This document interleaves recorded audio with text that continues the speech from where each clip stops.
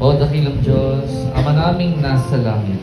ang mangyawi kami po ay nagkakaisa, nagpapasalamat sa kabutihan mo, sa mga biyayang kaloob mo sa iyong mga lingkod at sa aming buhay, sa iyong mga lingkod na nagdiriwang ng kaarawan ngayon, sa iyong lingkod na si Sister Jean sa kanyang ika-33rd year of